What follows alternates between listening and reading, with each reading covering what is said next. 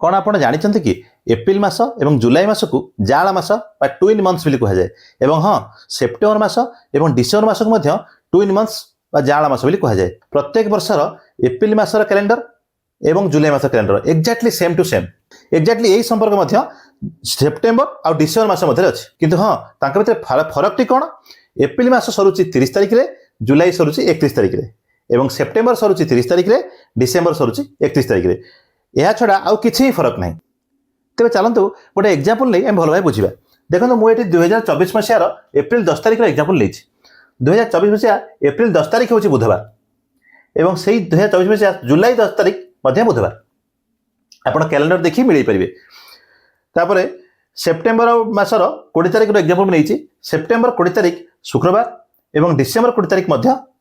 शुक्रवार पड़ो ताले आप भिडियो भल लगी था चैनल को सब्सक्राइब करने को केबे भूलिबेनी।